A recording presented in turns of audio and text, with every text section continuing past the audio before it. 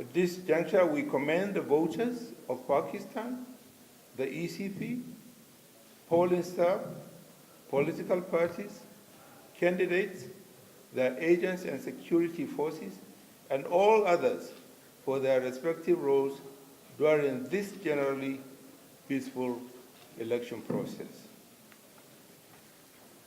Our key findings before the pre-electoral environment. Campaign. Candidates from political parties, including independent candidates, were largely able to campaign freely and peacefully. They were also able to organize public rallies as per election rules of 2017. The overall security situation in the country was tense, especially in KPK and Balochistan provinces, where terrorist attacks in the weeks preceding the election claimed more than 170 lives, including the lives of 3 candidates. Parties and candidates were free to place paid supplements and political party advertisements in newspapers and private television channels. There was extensive use of campaigning through SMS, Twitter, Facebook, and WhatsApp. In the cities and rural areas, posters and banners, as well as portraits of candidates and their election symbols, were posted on shop fronts, private vehicles, and houses. There were allegations of negative campaigning. The ECP and deputy commissioners in the concerned districts often took timely action on breaches of campaign rules. Some stakeholders questioned the impartiality of the military and the judiciary and cited the timing of court cases against certain political leaders and candidates as an example. Media environment. There was extensive coverage of election on television, print, radio, and online media. The state broadcaster followed the ECP guidelines for equitable airtime for parties.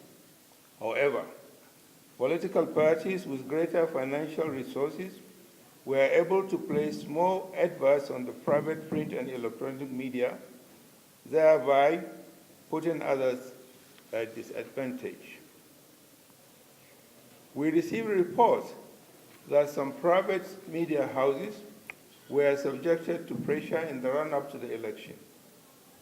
Media and civil society representatives mentioned that editors and reporters received threats and were prevented from fully covering certain issues, such as the rights of minorities, performance of the judiciary, and the role of state institutions.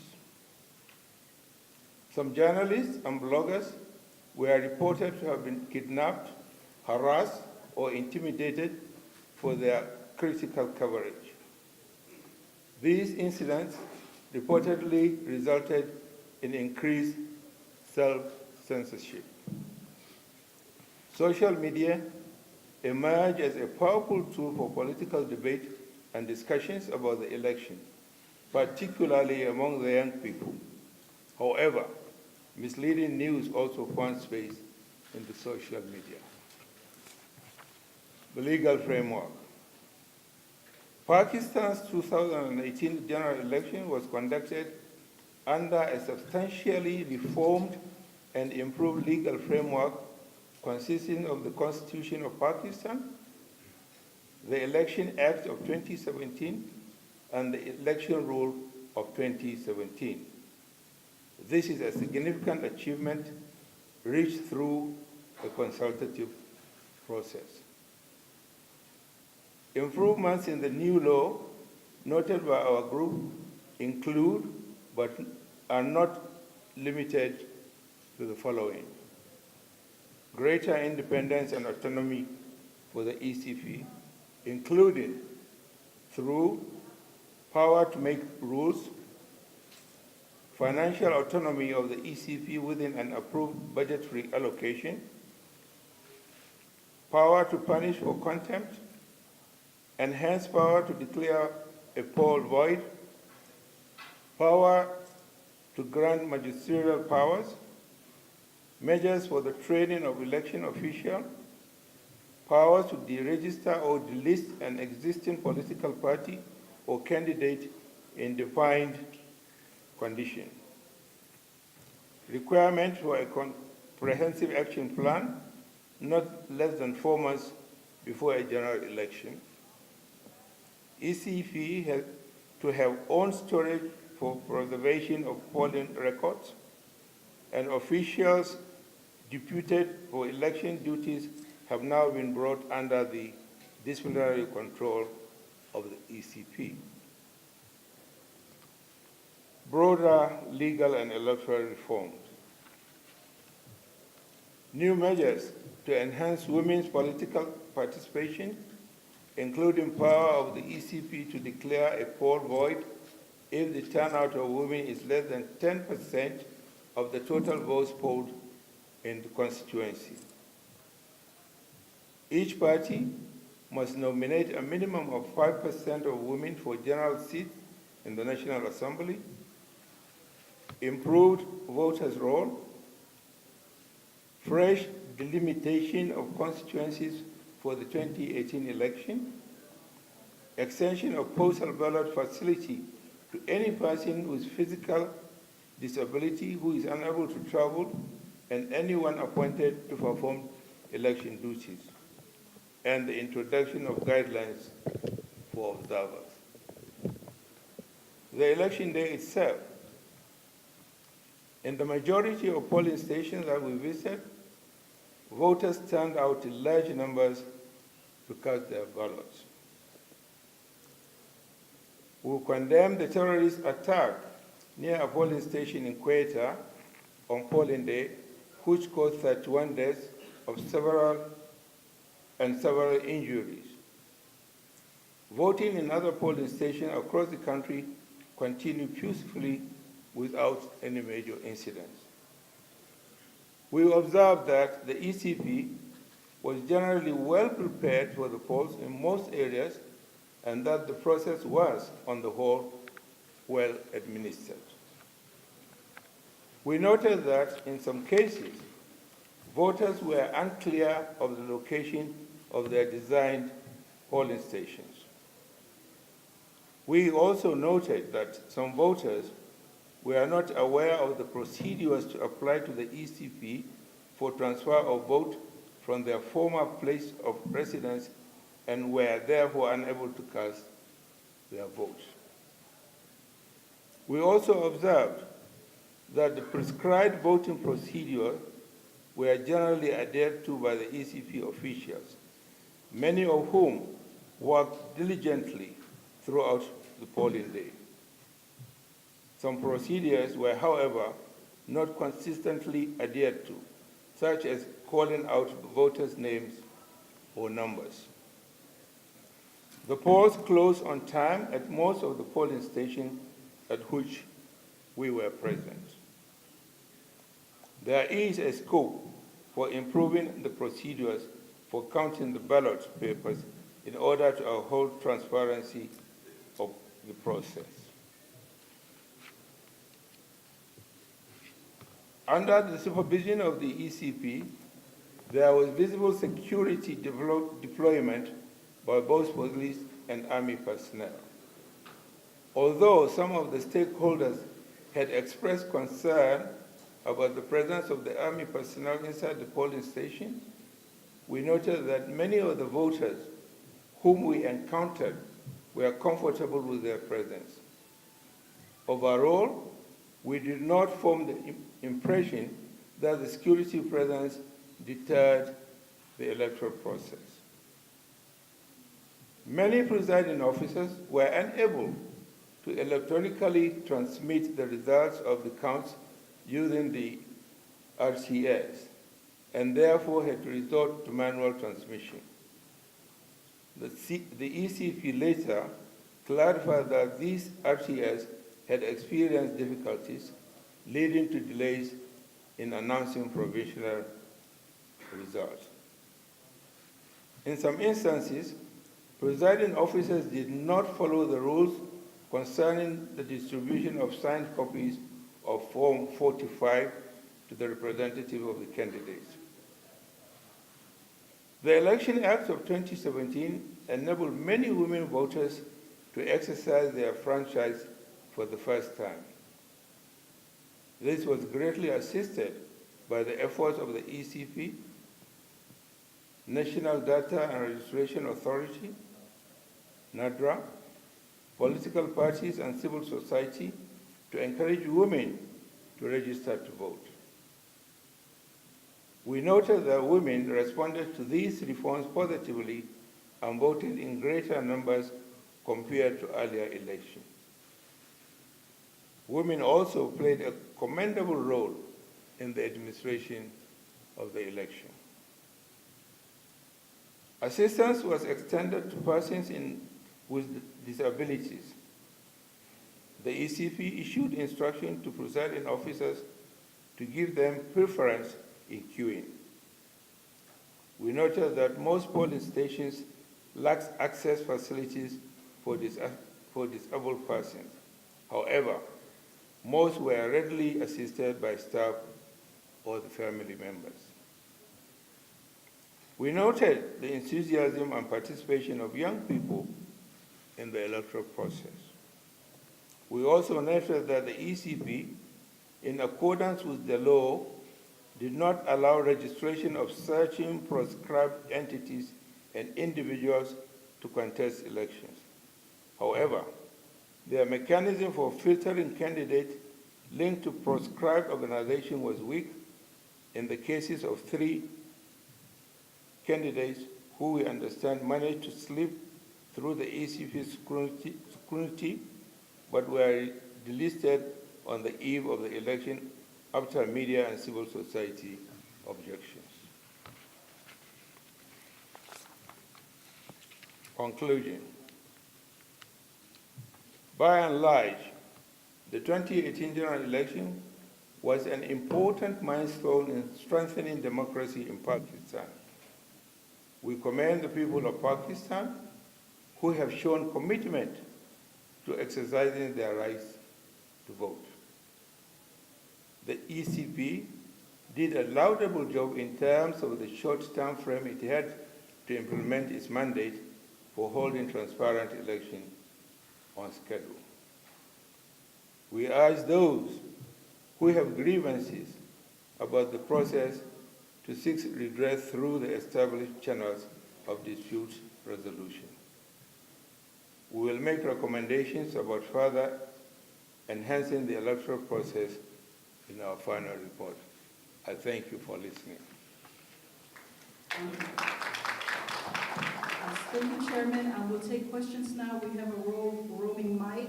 If you could just introduce yourself and the media that you represent. We can start from this end of the room, please.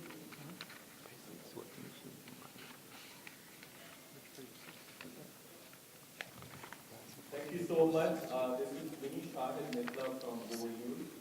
I just want to ask whether this delegation, this military mission, indicate that elections were commonly transparent and fair, and how do you compare these elections to 2013's elections? Thank you.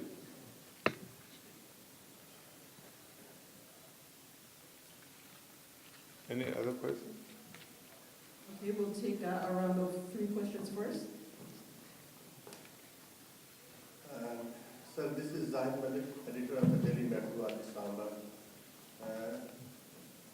As you know, the situation in Pakistan, the security concerns, Pakistan Election Commission deputed Pakistan Army in the election process.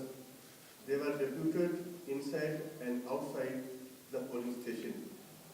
Do you feel any interference from the army personnel in the election process rather than their duty?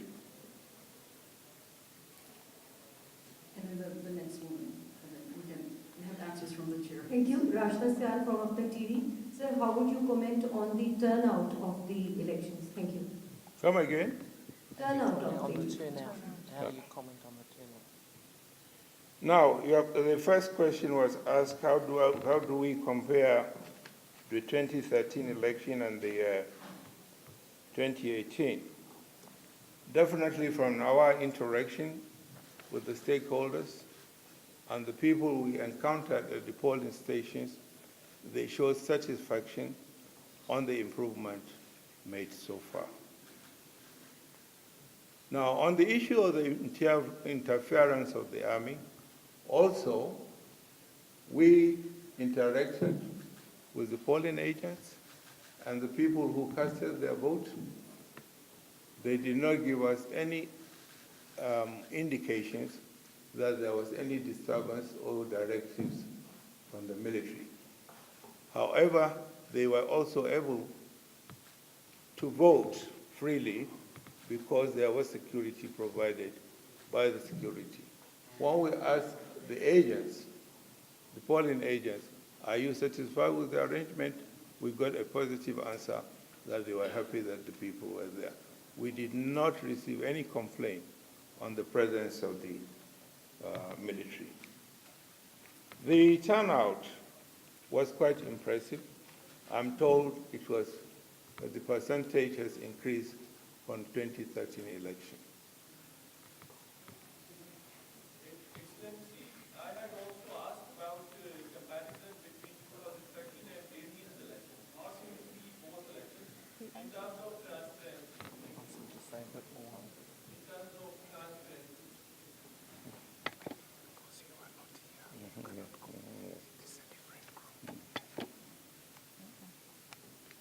You are asking the difference in transparency between 2013 and 2018 election. Is that your question? Yes, yes. Well, unfortunately, I cannot answer that question because I wasn't here in 2013. I'm only here for 2018. But from the interaction I said we had with the voters and the polling agents, I think they were happy with what went on. This side of the room, please. I have them. Ali Furqan from ITV. My question is, do you think that the political context in which the polls took place deprived some political parties of level playing field? And secondly, how significantly did the controversy around the vote count affect the integrity of this process? And we'll take 3 questions, please.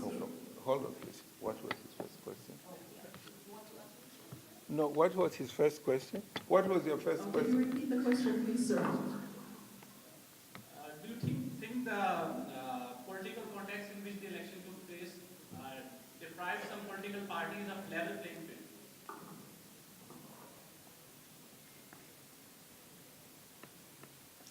Next.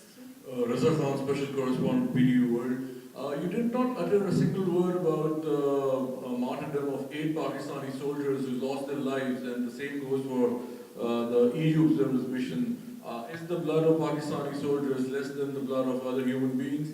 5 of them lost their lives in NA-12 and 3 of them in NA-270 while transporting the election material. And furthermore, I was just going through on Wikipedia, the Commonwealth of Nations is a grouping of 53 countries who were members of the British Empire. British Empire is long gone. Now Pakistani people are wondering when the British is going to allow the looted wealth of Pakistanis to come back from the British Crown territories like the Cayman Islands and the British Virgin Islands, Isle of Man, Isle of Wight, these sort of places, and what role Commonwealth is going to play to bring that money back to the Pakistanis.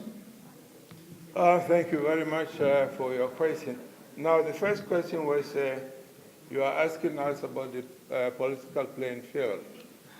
I mentioned in the beginning that we are only a small team, and we are not here earlier to conduct free election campaigning.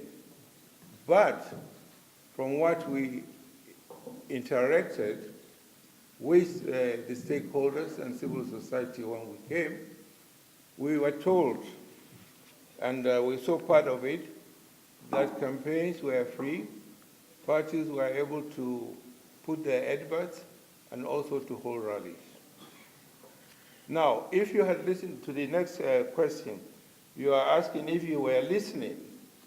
The second thing I said when I started talking was to condole the sincere condolence to the families of the victims of the isolated terrorist attacks during the election period. Did that answer your question?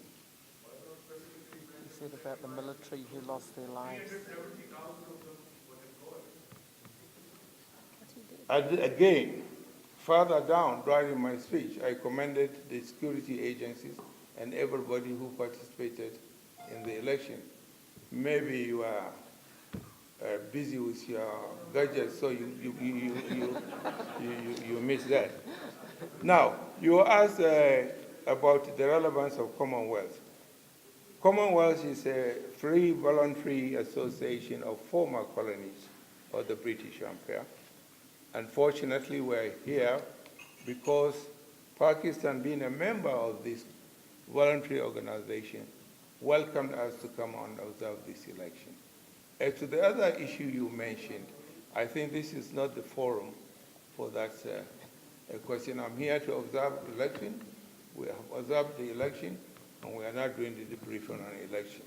If you have any other issue, I think the government of the day can take that issue with the relevant authorities. Okay, thank you. We have the gentleman here in the beige shirt and in the maroon red shirt. And then we'll get back to that. Thank you very much. I'm Saleh Zafar from the Jang Group of the newspaper. General, you're welcome to Pakistan. Thank you. I wish to have your comments about the hue and cry made by the political parties who have been ousted from this process through a fraudulent election, one, and two. I wish to have a comparison from your good side about the transparency and fairness of the election. You must have seen in some countries of the region, in Great Britain, and especially in India. I will not ask you to compare the process what you have in your great country, Nigeria. Thank you.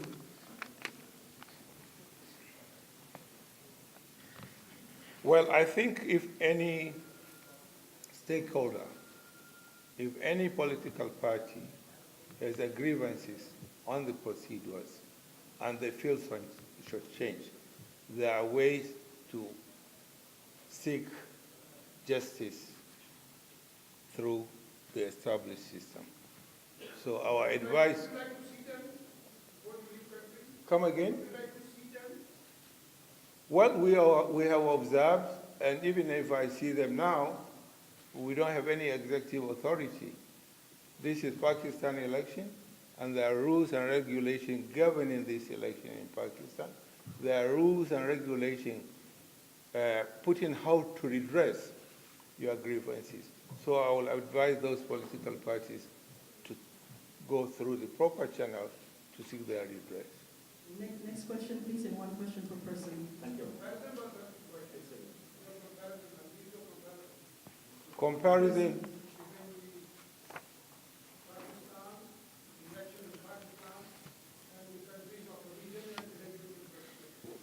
Well, different countries have different scenarios, have different situations. So you cannot compare, for example, the election in Pakistan to the election in Nigeria.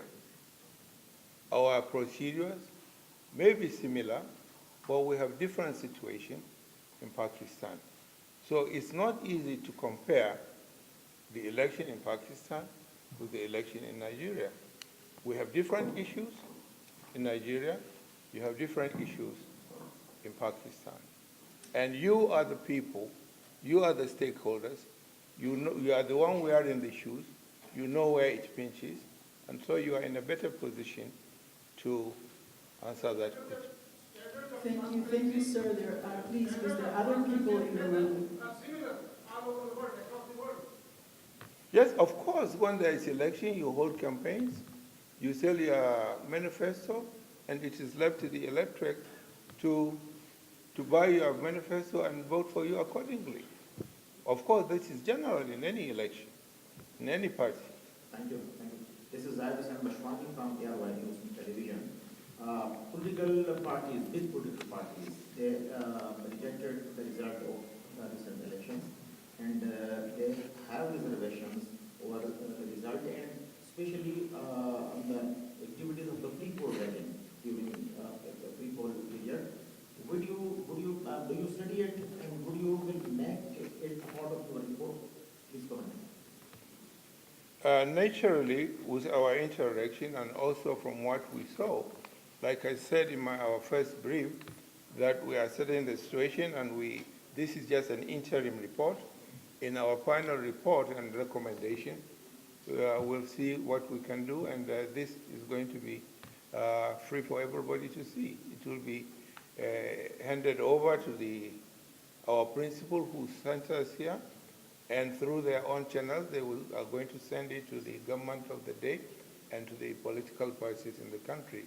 And of course, it is going to be in the Commonwealth website. Anybody is free to come and have a look at it. Thank you.